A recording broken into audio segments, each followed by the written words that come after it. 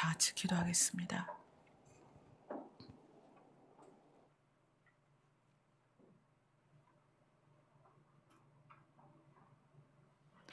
오늘 우리가 아버지의 이름을 부르는 것은 하나님이 우리 아버지시고 우리가 하나님의 자녀됨을 깨달았기 때문입니다.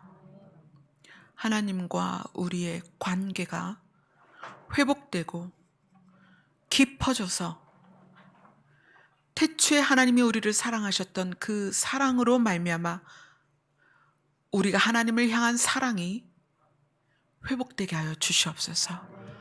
예수님 이름으로 기도드리옵나이다. 아멘. 오늘 말씀은 요한복음 8장 31절에서 36절까지입니다. 요한복음 8장 31절부터 36절까지 말씀을 함께 보도록 하겠습니다. 같이 읽겠습니다. 시작. 그러므로 예수께서 자기를 믿은 유대인들에게 이르시되 너희가 내 말에 거하면 참으로 내 제자가 되고 진리를 알지니 진리가 너희를 자유롭게 하리라. 그들이 대답하되 우리가 아브라함의 자손이라 남의 종이 된 적이 없거늘 어찌하여 우리가 자유롭게 되리라 하느냐. 예수께서 대답하시되 진실로 진실로 너희에게 이르노니 죄를 범하는 자마다 죄의 종이라. 종은 영원히 집에 거하지 못하되 아들은 영원히 거하나니 그러므로 아들이 너희를 자유롭게 하면 너희가 참으로 자유로우리라. 아멘. 성경에는 하나님을 알도록 하는 하나님의 뜻을 알도록 하는 키워드가 많이 있어요. 근데 그 여러 가지 키워드 중에 우리가 반드시 알아야 될 키워드가 뭐냐면 자유예요. 예수님께서 오늘 유대인들에게 누구냐면 자기를 믿은 유대인에게 이미 유대교 안에서 하나님과 유대인의 관계가 형성된 상태에서 아들 예수님을 믿게 된 유대인들에게 뭐라고 얘기하냐면 진리가 너희를 자유롭게 하리라. 그러니까 그들이 물리적인 자유를 잃은 상태가 아니기 때문에 물리적인 자유가 이뤄지지 않은 상태에서 우리는 종이 아니다 이렇게 얘기를 해요. 그런데 내가 너희를 참으로 자유롭게 하리라 이렇게 얘기를 해요. 그래서 성경을 우리가 이해하면서 자유라는 키워드를 이 성경 안에서 해석하고 깨달아져야만 우리가 이제 다시 오실 예수 그리스도를 기다리는 신부로서의 삶을 제대로 살아갈 수 있습니다. 자, 지난주의 본문과 여기 본문이 전혀 연관성이 없는 것 같지만 굉장히 중요한 연결고리가 있어요. 우리가 지난주에 신부의 옷은 세마포 옷이다. 세마포 옷은 옳은 행실이다. 근데 그 세마포 옷이 뭐였냐면 제사장의 옷이었다. 그렇게 얘기했죠. 계시록에는 흰 옷으로 나오는데 왜 세마포 옷이 흰 옷으로 표현되냐면 모시, 삼백 그것이 흰 옷이었고 우리나라를 백이민족이라고 하는 이유가 모시 옷, 삼배 옷을 입었기 때문이죠. 이 제사장의 옷은 성경 다른 부분에서는 율법의 규례 또는 율법의 요구라고 해석되었다.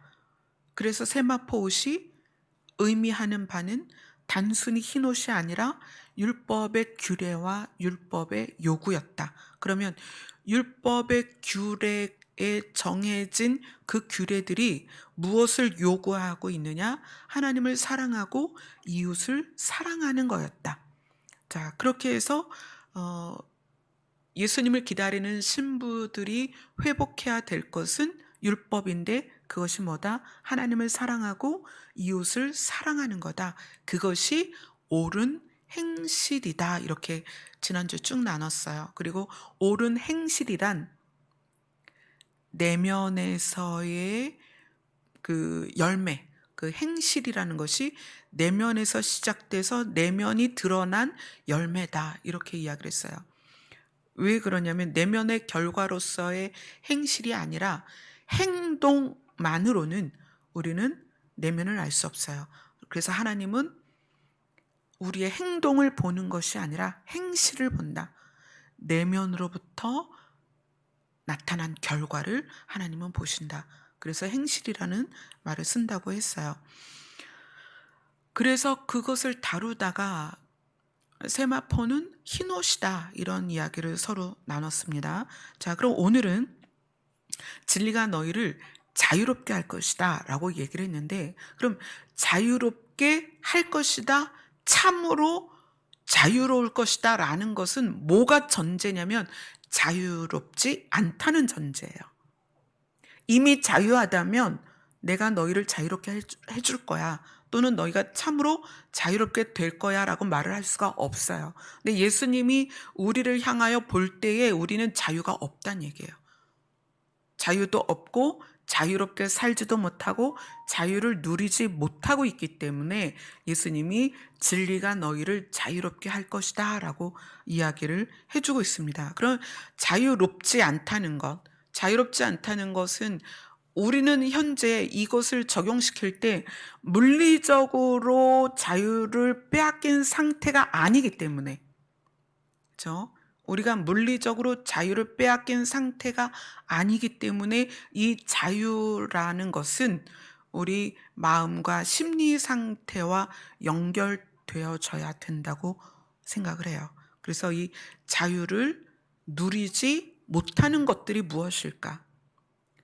정말 많이 있어요. 많이 있는데 이 자유를 누리지 못하게 하는 것들 중에 오늘 하나를 볼 거예요. 우리가 자유를 느끼지 못하게 하는 것, 또는 우리가 자유롭지 못하다는 어떤 심리 상태를 갖도록 하는 원인, 그것을 성경에서 찾아볼 때 뭐가 있냐면 수치다 그래요. 성경이 너희가 수치를 느끼고 있다. 그래서 이 수치가 우리를 자유롭게 하지 못하는 아주 중요한 부분이에요. 그래서 이 수치라는 개념을 가지고 성경 전체를 보면서 우리가 어떻게 진리로 자유케 될 것인가를 보도록 하겠습니다. 자, 창세기부터 보겠습니다. 창세기 2장으로 갑니다.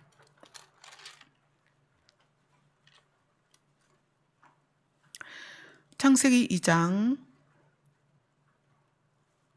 17절입니다. 창세기 2장 17절 같이 읽겠습니다. 시작. 선악을 알게 하는 나무의 열매는 먹지 말라. 내가 먹는 날에는 반드시 죽으리라 하시니라. 그 다음에 창세기 3장으로 가서 6절부터 10절까지 같이 읽겠습니다.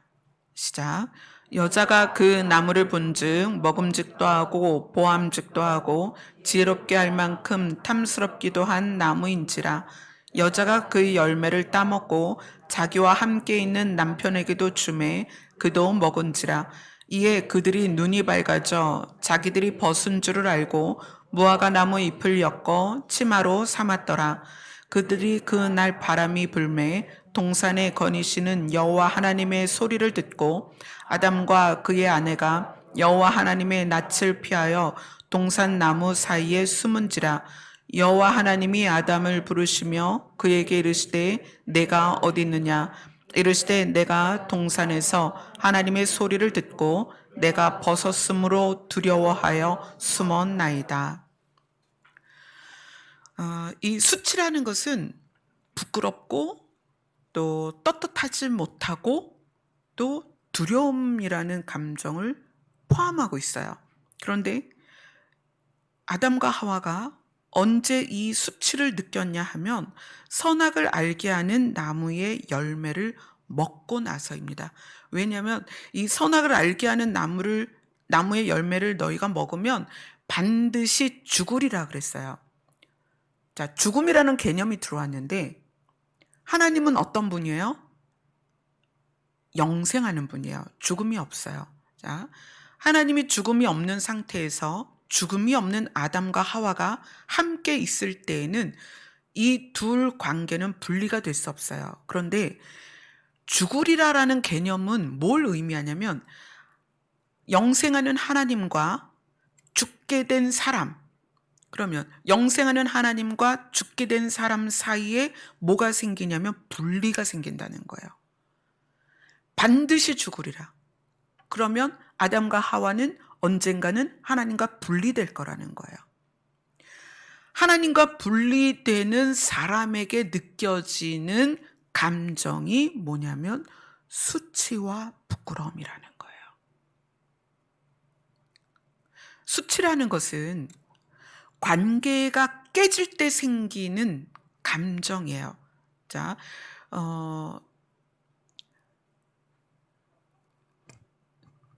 우리가 그런 거 있죠. 나를 알지 못하는 곳, 나를 전혀 알지 못하는 곳에 가서는 사실 내가 내 마음대로 행동할 수가 있어요. 그렇죠? 사람들이 나를 알지 못하는 곳에 갔을 때 편안함이 있어요. 그리고 자기 마음대로 행동을 하죠. 사람이 수치를 느끼고 두려움을 느끼는 첫 번째 이유는 그 시작, 수치의 시작이 어디서 왔느냐? 하나님과의 관계의 분리다. 그리고 이건 뭘 얘기하냐면 하나님이 사람을 향한 사랑에 대한 배신이에요. 사랑에 대한 배신과 하나님과의 관계가 분리되면서 사람 안에 생긴 감정이 수치였다는 거예요. 그래서 사람이 어떻게 해요? 자기가 벌거벗은 거를 깨닫고 그 전까지는 몰랐다는 거예요. 죽음이 들어왔다는 것은 하나님과 분리된다는 거예요. 하나님과 분리되고 하나님이 사람을 향한 사랑, 하나님이 그 사람 아담 하나를 위해서 우주 만물을 창조하셨거든요. 우주 만물을 창조해 놓고 야, 여기에 사람이 있었으면 좋겠다가 아니고 사람 하나를 창조하기 위해서 그 사람이 살 수 있는 모든 조건을 창조하셨다는 얘기예요. 그러면 하나님의 사랑이 만물에 있는 거예요? 사람에 있는 거예요? 하나님의 사랑은 사람에 있는 거예요. 그 작은 아담이라는 존재 하나를 위해서 온 우주 만물을 만들고 그 온 우주 만물이 왜 조성돼야 했느냐? 사람 하나를 살게 하기 위해서. 그래서 사람의 가치는 천하보다 귀하다는 거예요. 그 천하보다 귀하다는 의미가 그거예요. 하나님이 천하 만물을 만들어 놓고 야, 이거 되게 심심한데 여기다가 움직이는 사람이나 만들어 넣어볼까가 아니라는 거예요. 아담이라는 사람 하나를, 하나님의 형상을 닮은 아담이라는 사람 하나를 만들기 위해서 온 우주 만물을 만들었다는 거예요. 그리고 사람을 만든 거예요. 그래서 사람이 천하보다 귀하고 아담은 하나님으로부터 그런 사랑을 받은 존재예요. 그러나 그가 선악과를 먹는 것으로서 하나님에게서 받은 그 사랑에 대한 배신이 있었다는 거예요. 여러분, 그 선악과가 어떤 무슨 그 선악과 자체에 독성이 있어서 또는 선악과 자체의 어떤 성분이 아담의 몸에 들어와서 아담이 죄를 알게 된 것이 아니라고 생각해요. 선악과라는 어떤 이름의 열매를 열게 하는 나무를 하나님이 심어놓고 뭐에 대해서 하나님은 생각하셨을까? 내가 아담을 사랑하니까, 내가 아담에게 모든 것을 주었으니까 아담은 요거 하나만 지켜주면 돼. 선악과 하나만 안 먹는 것으로서 내가 그를 향한 사랑을 배신하지 않도록 딱 하나 조건을 줬다는 거예요. 단 하나 조건. 사랑을 배신하는 거에 단 하나 조건. 모든 것을 다 만들어 주시고 다 공급하시고 딱 한 조건만 주신 거예요. 너 요거 먹으면 내 사랑을 배신하는 거야. 저는 그래서 선악과 자체가 내 몸에 들어와서 내 몸의 그 죄를 알게 하는, 악을 알게 하는 걸 깨닫는 어떤 성분이 내 몸에 들어온 그런 화학적 작용의 선악과가 아니라, 선악과는 하나님의 사랑을 배신하는 단 하나의 조건이라는 거예요. 그래서 하나님은 우리 인간에 대하여, 인간의 연약함을 알기 때문에 구원에 대하여도 딱 하나의 조건만 주셨어요. 뭐죠? 주의 이름을 부르는 자는 구원을 얻을 것이다. 왜? 우리는 너무나 많은 것들을 요구할 때 그걸 감당할 수 없는 존재들이에요. 그래서 하나님의 사랑을 배신하는 거에도 딱 한 조건만 줬다는 거예요. 여기 나무가 하나 있는데 요 열매는 먹지 마. 이게 너가 나를 향한 사랑을 확증하는 거야. 근데 만약에 이걸 먹으면, 이걸 먹는다는 것은 하나님의 사랑을 배신하는 거예요. 하나님의 사랑을 배신한다는 건 하나님과 분리되는 거죠. 그것이 뭐다? 악이다. 하나님과 분리되는 것이 악한 것이다. 그리고 하나님과 분리되는 것을 선택하는 게 죄다. 그런데 그 사랑을 배신하고 사랑을 떠나니까 사람에게 생긴 감정이 수치라는 거예요. 수치심, 부끄러움, 떳떳하지 못함, 두려움. 그래서 한 번도 해보지 못했던 행동이 나오기 시작하는 거예요. 사랑을 배신한 다음에, 사랑을 배신한 상태에서 두려움, 수치가 들어오니까 어떻게 하기 시작했어요? 숨고 피하기 시작했다는 거예요.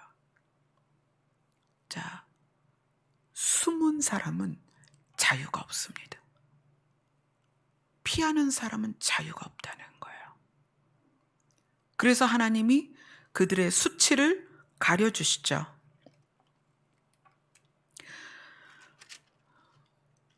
창세기 3장 21절에 하나님이 그들의 수치를 어떻게 가려주셨는지 나옵니다. 창세기 3장 21절을 같이 읽겠습니다. 시작. 여호와 하나님이 아담과 그의 아내를 위하여 가죽옷을 지어 입히시니라. 하나님이 그들의 수치를 가려주시는데, 수치가 들어온 사람들에게 나타나는 그 수치심 또는 두려움, 떳떳하지 않음이 들어왔을 때 나타나는 심리가 뭐냐면 남을 탓하는 거예요. 왜냐하면 나의 안에 있는 수치심을 가리기 위해서 그것을 타인에게 전가를 시키는 거죠. 그래서 그게 이제 창세기 3장 12절 13절을 한번 읽어볼게요. 12절 13절 시작. 아담이 이르되 하나님이 주셔서 나와 함께 있게 하신 여자 그가 그 나무 열매를 내게 주므로 내가 먹었나이다.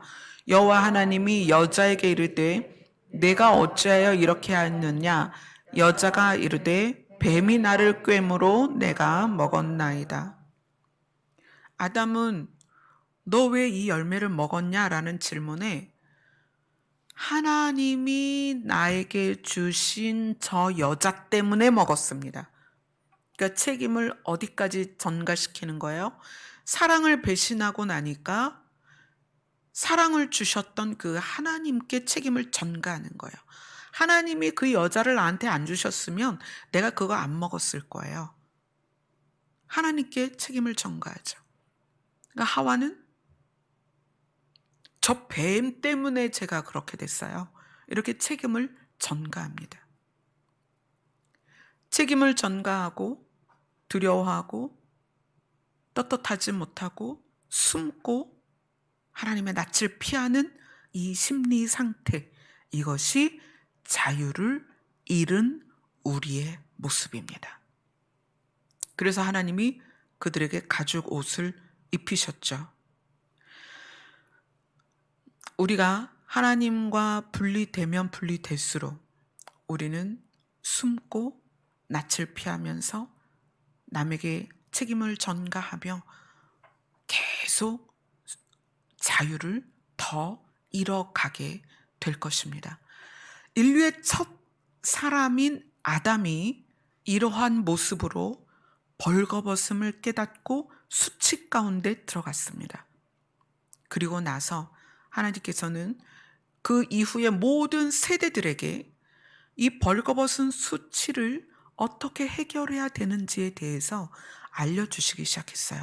자, 두 번째 사건은 창세기 9장으로 갑니다.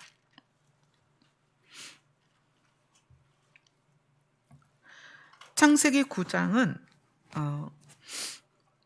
아담으로부터 시작된 인류가 죄로서 심판을 받고 새로운 세대, 노아의 세대부터 시작된 인류를 설명하는, 그래서 노아와 하나님의 언약에 대해서 9장이 시작을 해요. 창세기 9장 1절과 2절을 3절까지 같이 읽겠습니다. 시작. 하나님이 노아와 그 아들들에게 복을 주시며 그들에게 이르시되 생육하고 번성하여 땅에 충만하라. 땅의 모든 짐승과 공중의 모든 새와 땅에 기는 모든 것과 바다의 모든 물고기가 너희를 두려워하며 너희를 무서워하리니 이것들은 너희 손에 붙였음이니라. 모든 산동물은 너희의 먹을 것이 될지라. 채소같이 내가 이것을 다 너희에게 주노라. 자, 요 장면이 어디에서 기억나죠? 하나님께서 아담과 하와에게 그렇게 말씀하시죠. 아담에게 땅에 충만해라. 그리고 정복하고 다스려라. 만유를 다스릴 권세를 아담에게 주셨습니다. 근데 아담 이후로 타락한 모든 인류가 멸망하고 그 다음 세대인 노아와 그 아들들이 그 세대를 이어갑니다. 이 땅에 이 8식구 말고는 아무도 없습니다. 그 8식구에게 하나님이 복을 주시고 그들에게 명령하세요. 생육하고 번성하고 충만해라. 자, 그리고 하나님께서 이제 무지개를 통해서 내가 다시는 홍수로 모든 생물을 멸하지 않을 거야 라고 약속하시고 무지개로 증거를 보여주십니다. 그런데 10장으로 넘어가기 전에 아주 생뚱맞은 사건이 하나 나옵니다. 10장부터는 이제 노아의 아들들의 족보, 그 다음에 이스라엘의 시작, 아브라함이 등장하기까지 족보가 나열이 돼요. 그러니까 첫 번째 인류 아담의 후손이 다 죽고 두 번째 인류의 조상인 노아가 등장하고, 그리고 노아의 아들들로부터 하나님이 이스라엘 백성을 선택하는 모든 과정이 시작되는 그 사이에 정말 생뚱맞은 이 사건을 왜 여기에 넣으셨고 왜 이런 일을 하나님께서 주목하여서 넣으셨는가? 창세기 9장 18절부터 27절까지 함께 읽겠습니다. 시작. 방주에서 나온 노아의 아들들은 셈과 함과 야벳이며 함은 가나안의 아버지라. 노아의 이 세 아들로부터 사람들이 온 땅에 퍼지니라. 노아가 농사를 시작하여 포도나무를 심었더니 포도주를 마시고 취하여 그 장막 안에서 벌거벗은지라. 가나안의 아버지 함이 그의 아버지의 하체를 보고 밖으로 나가서 그의 두 형제에게 알림해 셈과 야벳이 옷을 가져다가 자기들의 어깨에 메고 뒷걸음질 쳐 들어가서 그들의 아버지의 하체를 덮었으며 그들이 얼굴을 돌이키고 그들의 아버지의 하체를 보지 아니하였더라. 노아가 술이 깨어 그의 작은 아들이 자기에게 행한 일을 알고 이에 이르되 가나안은 저주를 받아 그의 형제의 종들의 종이 되기를 원하노라 하고 또 이르되 셈의 하나님 여호와를 찬송하리로다. 가나안은 셈의 종이 되고 하나님이 야벳을 창대하게 하사 셈의 장막에 거하게 하시며 가나안은 그의 종이 되게 하시기를 원하노라 하였더라. 이 사건은 여러분은 다 잘 알고 계세요. 노아가 가족들과 함께 모든 인류 중에 심판을 면하고 살아나서 그 남은 8가족이 전 세계의 시작이 되죠. 시작점이에요. 그런데 그 시작점에서 무슨 일이 있었냐면 노아가 농사를 지어서 포도나무를 심고 포도주를 마시기 시작했는데 어느 날 만취를 한 거예요. 근데 만취를 하고는 벌거벗고 잠을 자는 거예요. 근데 셈, 함, 야벳 중에 둘째 아들 함이 그 아버지의 벌거벗은 모습을 봅니다. 그리고는 나아가서 두 형제에게 그 얘기를 해요. 야, 아버지가 벌거벗었어. 그러니까 셈과 첫째 아들 셈과 막내 야벳이 옷을 가져다가 자기들의 어깨에 메고 뒷걸음질 쳐서 가서 발로 아버지를 이렇게 확인했겠죠? 그리고는 자기들이 메고 간 그 옷을 덮어서 아버지의 하체를 덮습니다. 그리고 그들은 아버지의 하체를 보지 않고 그대로 나와요. 자, 아주 짧은 사건인데 이걸 보고 이 사건을 듣고 이제 노아가 깨어난 다음에 술이 깼겠죠? 깨어난 다음에 그 이야기를 듣고 가나안에 대한 저주를 합니다. 이것에 대한 해석. 함이 잘못했는데 가나안에게 저주를 하죠. 그래서 이 창세기 9장 18절을 시작할 때 그렇게 얘기해요. 방주에서 나온 노아의 아들들은 셈과 함과 야벳이며 함은 가나안의 아버지다. 이렇게 시작하는 이유는 가나안을 등장시키려고 하는 거예요. 근데 왜 가나안이 등장이 되느냐? 함이 아버지의 수치를 형제들에게 알렸다는 얘기예요. 벌거벗은 아버지의 수치를 형제들에게 알렸어요. 그건 함이죠. 그런데 저주를 누가 받아요? 가나안이 받죠. 근데 가나안만 받은 게 아니라 가나안과 가나안을 비롯한 모든 자손들이 셈과 야벳의 자손의 종의 종이 될 것이다. 이렇게 저주를 받았다는 얘기예요. 인류를 시작하는 아담이 하나님의 사랑을 배신하고 수치 가운데에서 수치의 감정을 가지고 에덴에서 쫓겨나죠. 그리고 서로 미워하고 원망하면서 그 결과로 가인과 아벨의 사건이 있습니다.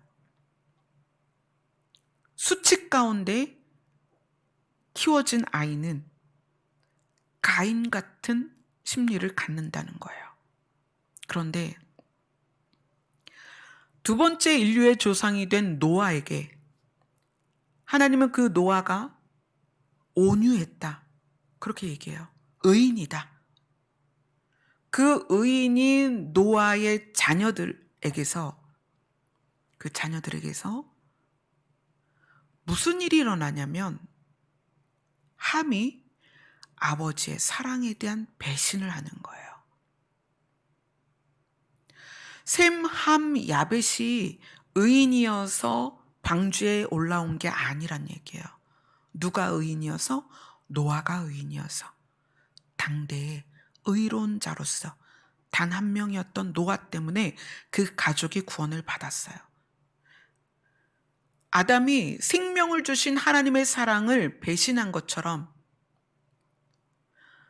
함은 생명을 준 자기 아버지의 사랑을 배신을 한 거예요.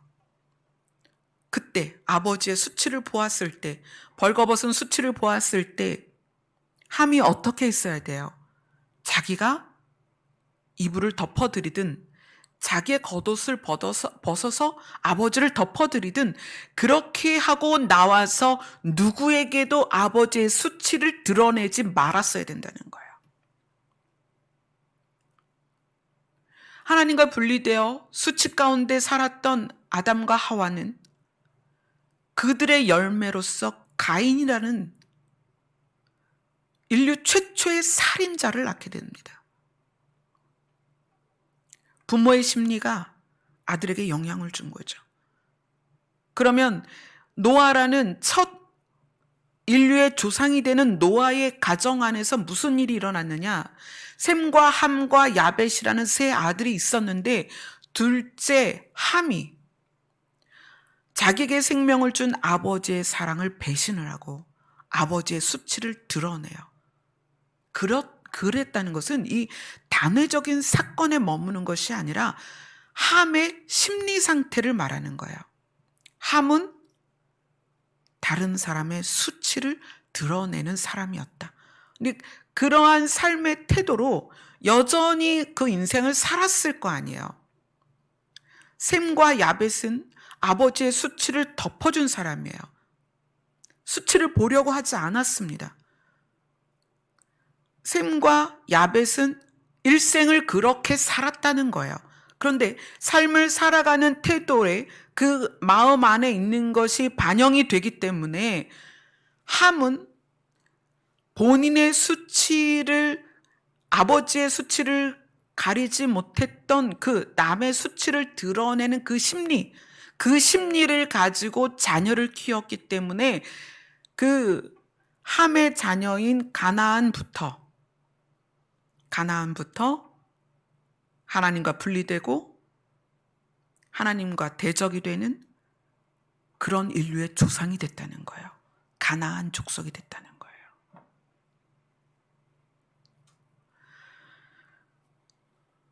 이 창세기 9장 18절에서 27절까지는 두 번째 인류가 시작이 되는데 이 두 번째 인류를 이렇게 분리를 하는 거예요. 아버지의 수치를 드러내는 자, 아버지의 수치를 가리는 자. 사람과 사람의 관계에서 수치를 드러내는 자, 수치를 가리는 자. 첫 번째 인류는 하나님과 분리되면서 그 죄 가운데 다 죽어갔습니다. 근데 두 번째 인류는 그 두 번째 인류에게 하나님이 두 사람으로 부류를 나누는데 셈과 야벳 그리고 함, 이 두 부류로 인류를 나누기 시작하는데 이 나누는 기준점이 뭐냐면 아버지의 수치를 가리느냐, 아버지의 수치를 덮느냐. 이건 뭘까요? 사람과의 관계 안에서 사랑을 이어가느냐, 사랑을 배신하느냐. 그거로 인류가 갈라지기 시작했다는 거예요. 이거는 모세 때 시작된 율법의 기초입니다. 율법이 뭐죠? 하나님을 사랑하는 것과 이웃을 사랑하는 거예요. 이미 이때 노아의 때부터 율법의 기초가 마련이 된 거예요. 노아는 셈과 함과 야벳의 아버지입니다. 우리 인류의 아버지는 하나님이세요. 하나님이 우리에게 생명을 주셨기 때문에. 노아는 생명을 주신 하나님을 비유로 드러낸 사람이기도 하고 그 다음에 사람과 사람의 관계를 비유로 드러낸 사람이기도 합니다. 함은 아버지의 수치를 드러냄으로 해서 그런 심리를 가지고 있는 거예요. 타인의 수치를 드러내는 사람. 그의 자녀들이 그러한 심리 상태의 부모에게서 양육되었을 때 어떻게 된다? 종이 된다. 그렇다면 우리가 만약에 여기 계신 분들이 부모이기도 하고 또 자녀이기도 하고 앞으로 부모가 되기도 할 것이고 그럴 거예요. 우리 모두가 이 부분에서 타인의 수치를 가려주는 자가 될 것이냐, 타인의 수치를 드러내는 자가 될 것이냐, 사랑을 배신하는 자가 될 것이냐, 아니면 그 사랑을 그대로 이어가는 자가 될 것이냐. 이것으로 우리가 분리가 될 거라는 거예요. 그리고 타인의 수치를 드러내는 자는 어떻게 된다? 종이 될 것이다. 자유가 없을 거라는 거예요. 우리 마음에 또 우리가 그런 심리로 자녀를 키우면 자녀들이 자유를 누리지 못한다는 거예요. 굉장히 중요한 얘기죠. 두 번째 인류를 이렇게 구분 지었다는 것은 이미 우리 이제 노아 이후로 수많은 세대가 지나갔지만 그 수많은 세대와 우리도 마찬가지로 내가 타인의 수치를 덮어주느냐, 타인의 수치를 드러내느냐로 분리가 될 수 있다는 거예요. 하나님께서 세상을 양과 염소로 분리하듯 우리가 그렇게 분리가 될 것입니다. 굉장히 심각한 얘기예요. 우리가 자녀를 키우면서 자녀의 수치를 드러낸다는 게 뭘까요? 저도 자녀였고 저도 자녀를 키웠어요. 여기에 계신 분들이 다 자녀를 키우셨고 여러분 자신도 자녀입니다. 부모가 자녀의 수치를 드러낸다는 건 이런 거예요. 잘못한 거는 당연히 훈계로서 바로 잡아야죠. 그러나 부모 생각에 부모의 감정에 의해서 자녀들을 나무랄 때, 부모의 감정을 자녀에게 토해놓을 때, 또는 부모의 잘못된 기준으로 자녀를 억울하게 할 때, 또는 잘못한 게 아니라 실수하는 것들이 있잖아요. 자녀들이 실수한 거. 그거는 부모인 우리도 실수를 하기 때문에 그것에 대해서는 위로하고 격려를 해줘야 돼요. 괜찮아. 사람은 누구나 실수할 수 있어. 엄마도 실수하는데 괜찮아. 다음번에 실수하지 않도록 한번 해보자. 이렇게 하면 되는 거를 우리는 도가 지나치도록 혼내고 그 아이가 모멸감을 느낄 정도로 체벌을 하거나 그 아이가 얼굴을 들을 수 없도록 엄마를 피하도록 아빠를 피하도록 그렇게 한다는 거예요.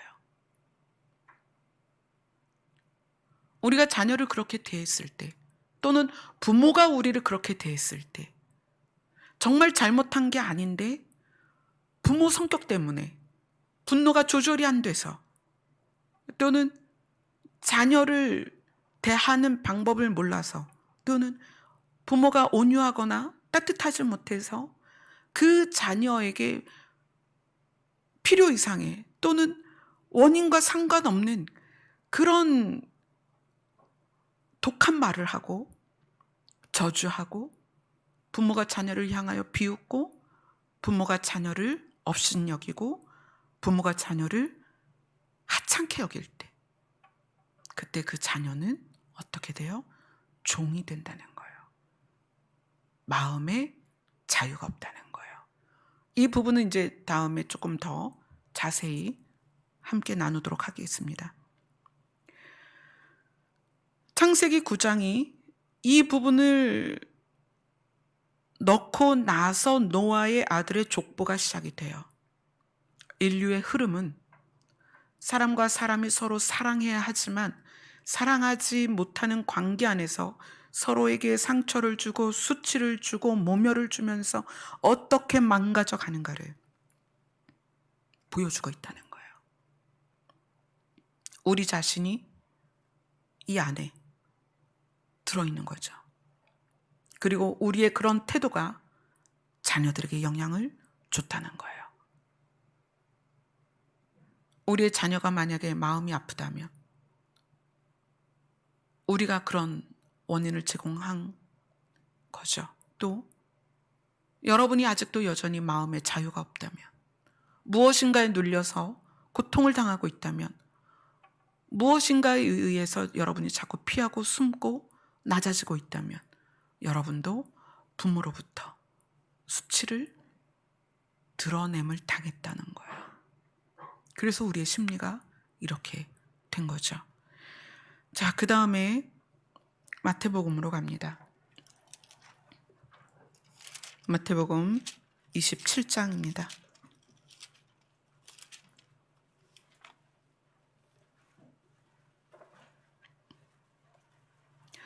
마태복음 27장 35절부터 44절입니다.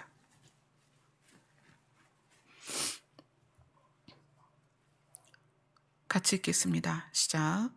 그들이 예수를 십자가에 못 박은 후에 그 옷을 제비 뽑아 나누고 거기에 앉아 지키더라. 그 머리 위에 이는 유대인의 왕 예수라 쓴 죄패를 붙였더라. 이때 예수와 함께 강도 둘이 십자가에 못 박히니 하나는 우편에 하나는 좌편에 있더라. 지나가는 자들은 자기 머리를 흔들며 예수를 모욕하여 이르되 성전을 헐고 사흘에 짓는 자여, 내가 만일 하나님의 아들이어든 자기를 구원하고 십자가에서 내려오라 하며 그와 함께 제사장들도 서기관들과 장로들과 함께 희롱하여 이르되 그가 남은 구원하였을 때 자기는 구원할 수 없도다. 그가 이스라엘의 왕이로다. 지금 십자가에서 내려올지어다. 그리하면 우리가 믿겠노라. 그가 하나님을 신뢰하니 하나님이 원하시면 이제 그를 구원하실지라. 그의 말이 나는 하나님의 아들이라 하였도다 하며 함께 십자가에 못 박힌 강도들도 이와 같이 욕하더라. 인류의 조상인 아담과 두 번째 인류의 조상인 노아에 대하여 우리가 보고, 그 다음 여기에 나오는 예수는 그 인류를 시작하신 하나님이세요.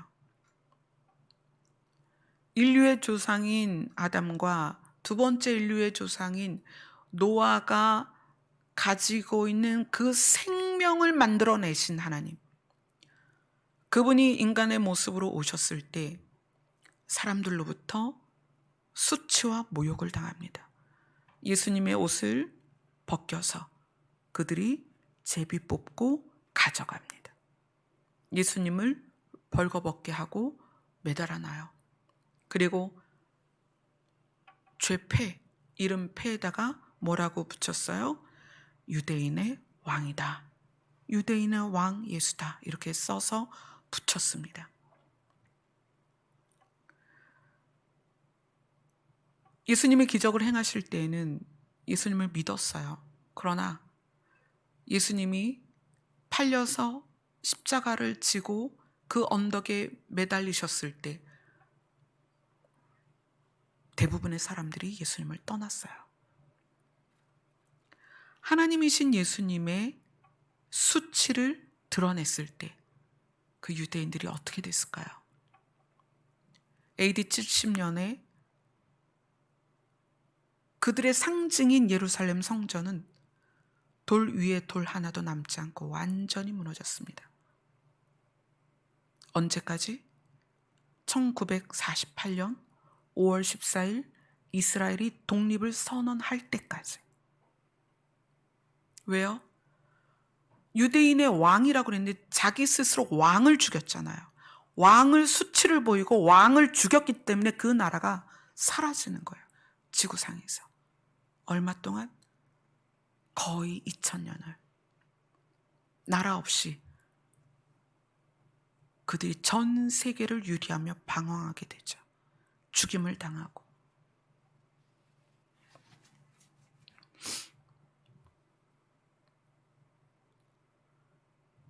이거는 지금 우리에게 우리가 우리의 왕이신 예수님을 잃어버리면, 여러분이 지금 교회에 나와 있는데 여러분이 하나님을 수치스럽게 하는 게 언제일 것 같아요?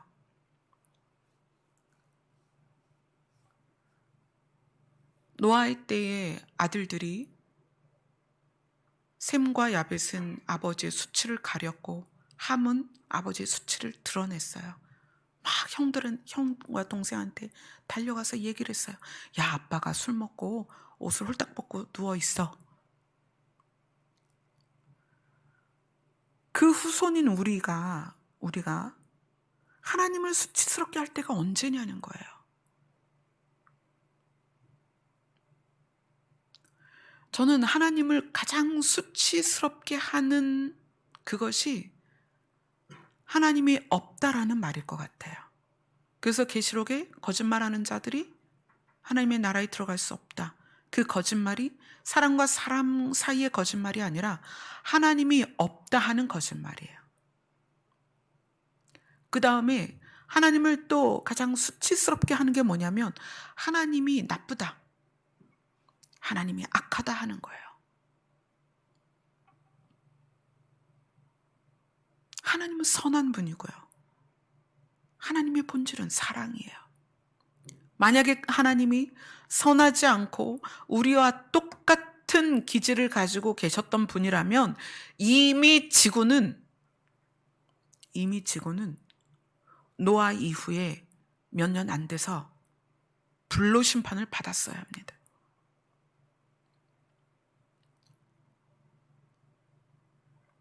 지구상의 모든 인류들이 세대를 막론하고 늘 하나님을 없다 하고 하나님을 업신여기고 교회를 다니면서도 하나님이 우리의 신이 아니라 교회를 다니면서도 물질이 나의 신이 되고 나 자신이 나의 신이 된단 말이에요. 저는 그런 부분들이 하나님을 가장 수치스럽게 하는 것이 아닐까 그런 생각을 해요. 늘 하나님을 수치스럽게 하는 우리들임에도 불구하고 하나님은 우리를 끝까지 사랑하셔서 살리기를 원하신다는 거예요. 아멘. 그래서 그 방법을 우리에게 알려주십니다. 계시록 3장으로 가겠습니다. 요한계시록 3장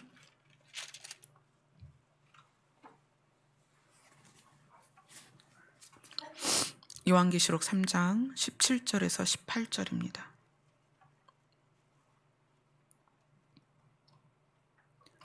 같이 읽겠습니다. 시작. 내가 말하기를 나는 부자라 부요하여 부족한 것이 없다 하나 내 곤고한 것과 가련한 것과 가난한 것과 눈먼 것과 벌거벗은 것을 알지 못하는도다. 내가 너를 권하노니 내게서 불로 연단한 금을 사서 부요하게 하고 흰 옷을 사서 입어 벌거벗은 수치를 보이지 않게 하고 안약을 사서 눈에 발라 보게 하라. 이제 우리는 흰 옷을 사서 우리의 벌거벗은 수치를 가려야 됩니다. 하나님은 그 방법을 주셨어요. 너희들은 흰 옷을 사서 너희의 수치를 가려라. 너희들이 지금 벌거벗고 있다. 노아는 아들들에 의해서 수치를 가렸지만 이제 우리에게 수치를 가릴 방법을 주셨다는 거예요. 흰 옷을 사서 너희의 수치를 가려라. 그 흰 옷이 뭘까요? 자, 로마서 13장 이 부분만 보고 말씀을 마치도록 하겠습니다. 로마서 13장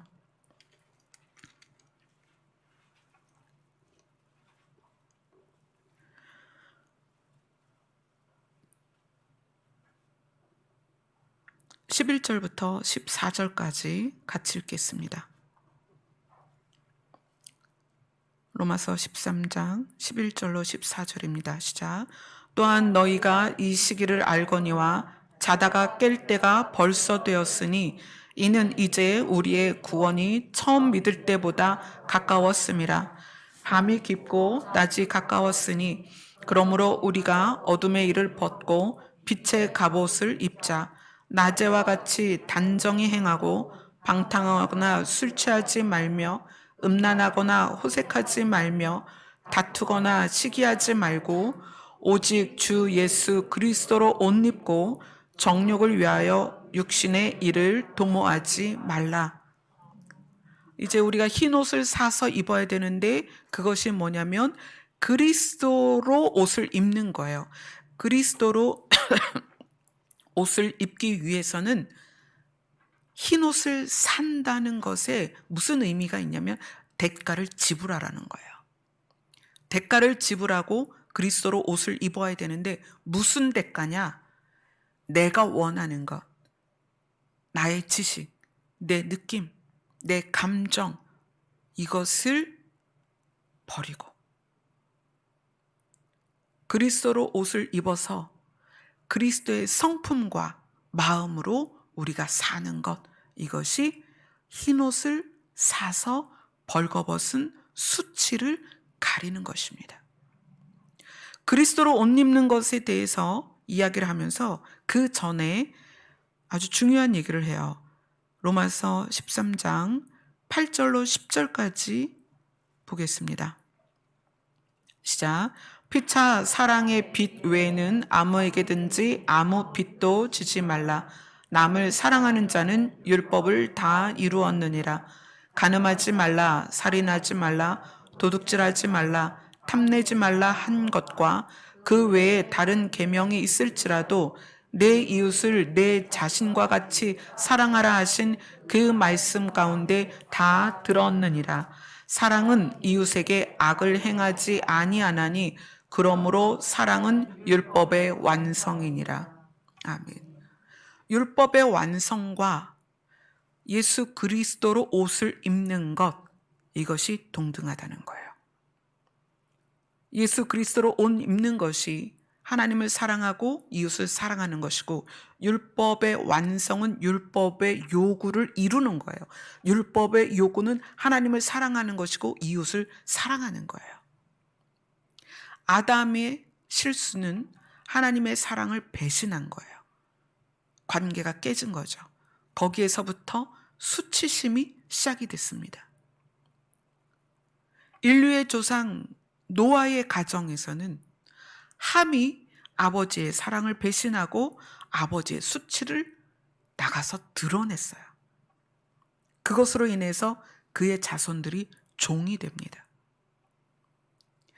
예수 그리스도를, 유대인의 왕이라고 쓴 그 예수 그리스도를 수치를 벌거벗은 채로 수치를 드러내고 십자가에 못 박고 그 예수 그리스도를, 왕을, 하나님을 수치 가운데 두었을 때 실제로 유대인은 나라를 잃고 2000년을 유리하며 방황하며 세상을 떠돌았다는 얘기예요. 우리는 이제 오늘부터 선택을 해야 돼요.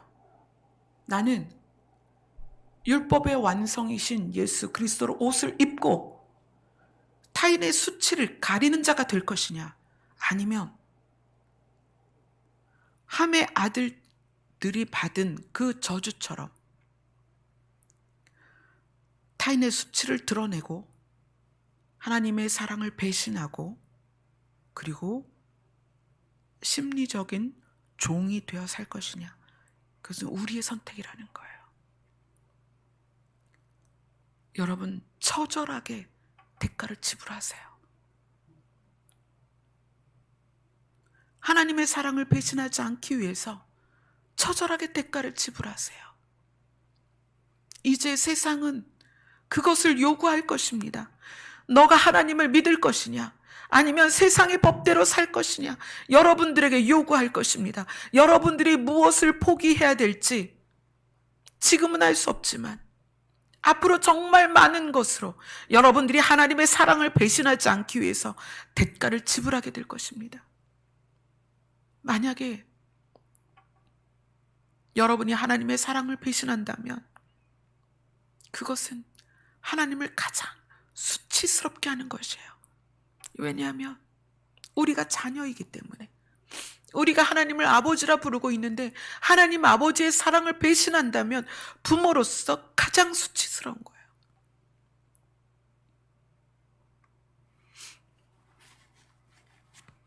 세상은 무엇으로 우리에게 하나님의 사랑을 배신하게 할지 이미 우리 자신 안에 그것이 들어와 있을 수도 있습니다. 하나님의 사랑을 배신할 만한 그 무엇이 이미 우리 안에 있을 수 있다는 거예요. 이미 우리가 하나님을, 우리의 아버지를, 우리에게 생명을 주신 그분을 수치스럽게 하고 있을 수도 있다는 거예요. 이제 우리는 대가를 지불해야 돼요. 그것이 무엇일지 개인마다 다르겠죠. 여러분의 생명을 대가로 요구한다면 여러분의 생명을 포기해서라도 하나님의 사랑을 배신하지 마세요. 아담이 하나님의 사랑을 배신하고 생명을 잃었어요. 우리는 하나님의 사랑을 배신하면 하나님의 나라를 잃어요. 우리가 하나님의 사랑을 배신하면 하나님 앞에 갈 수가 없어요.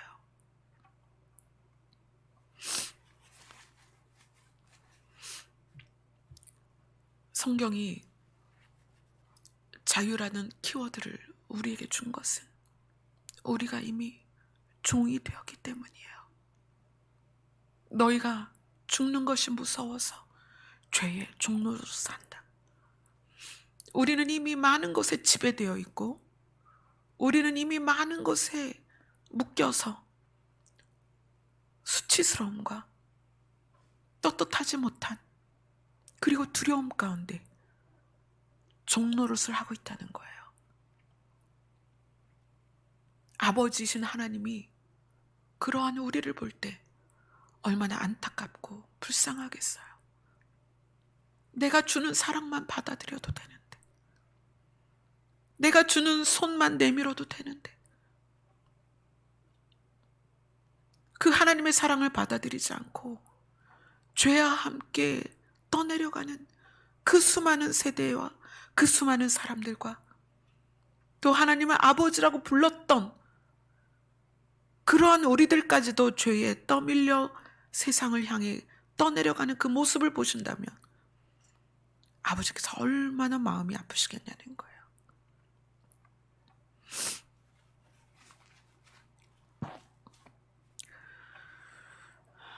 기도하겠습니다.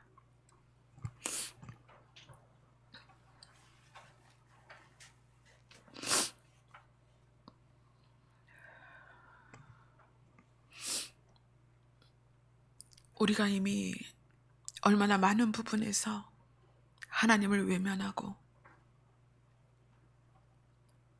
하나님을 마음에 모시는 걸 싫어하고 하나님을 부끄러워하고 있는지 하나님은 아십니다.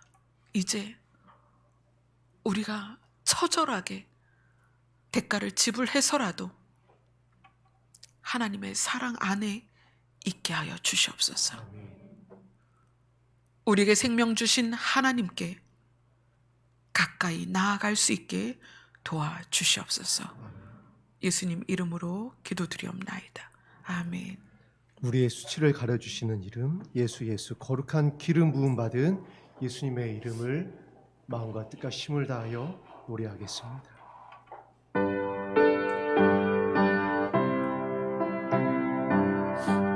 수자매님 마지막 찬양만 드리겠습니다.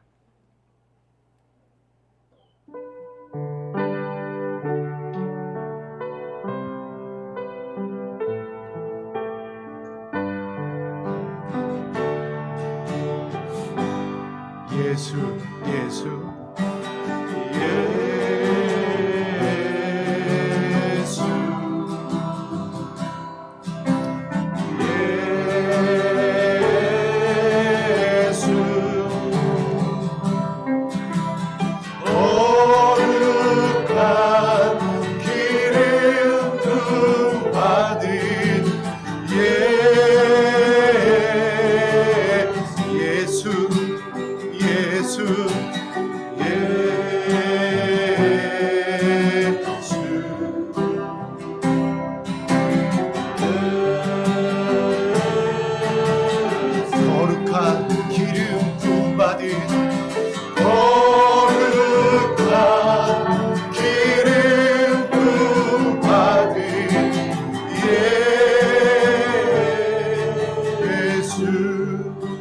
반주해 주시고요. 이 이름이 우리의 수치를 가르게 해주시는 단 하나의 이름임을 믿습니다. 이 이름을 부를 때에 우리에게 구원을 주실 것을 약속하여 주셨습니다.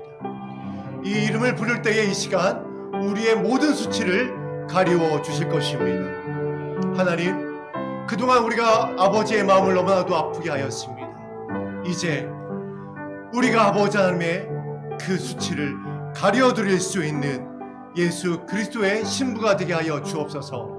우리를 인하여 즐거이 부를 수 있는 아버지의 영광스러운 자녀 되기를 소망합니다.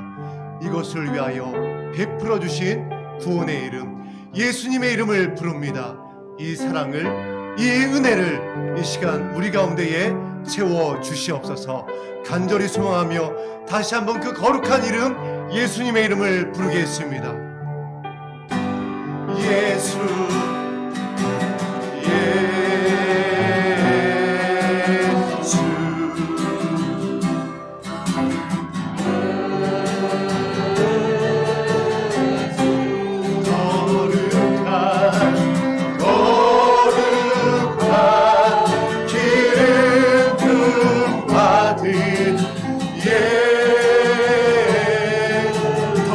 간절히 부릅니다. 예수, 오직 예수, 영원히 높임 받으실, 영원히 높임 받으실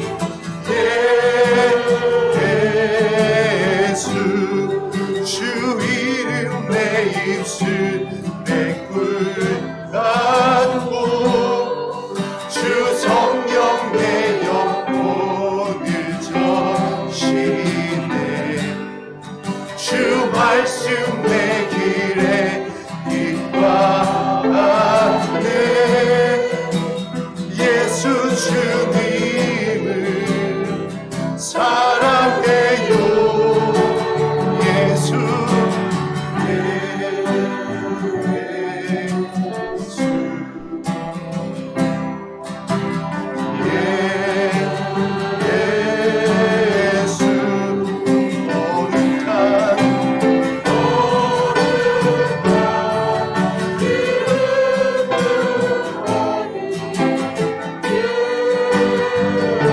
남자 성도님들만 고백하겠습니다. 예수,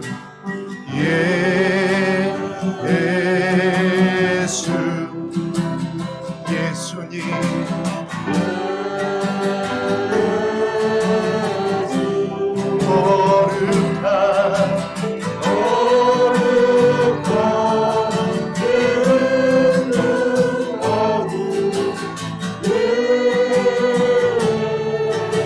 수치를 가려 주옵소서. 예수,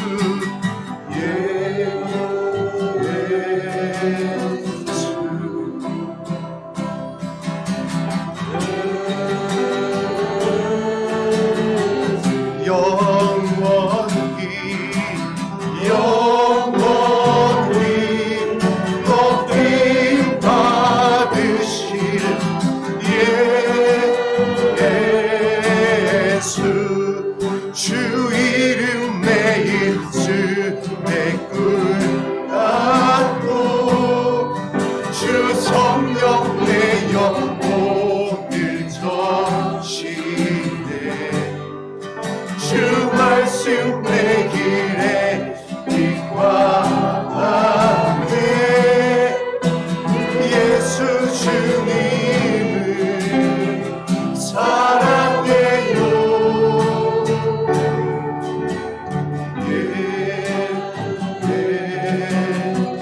구원을 주시는 이름 오실 거룩한 기름 부음 받은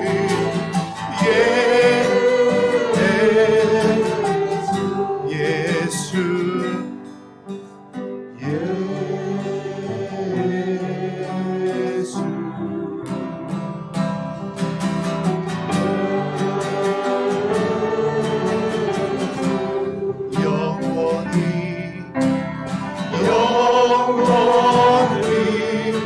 높임 받으신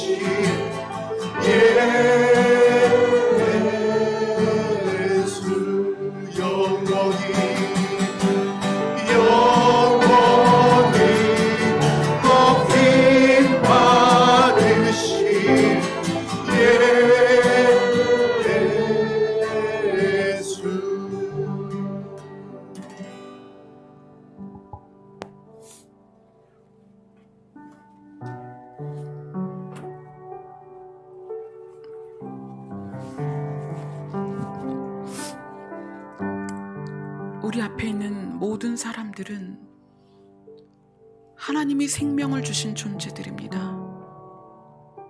특히 여러분의 아내, 남편, 자녀, 부모, 우리가 얼마나 그들을 수치스럽게 하고 아픈 말로 상처를 주고 나쁜 말로 그들을 슬프게 만들었는지 몰라요.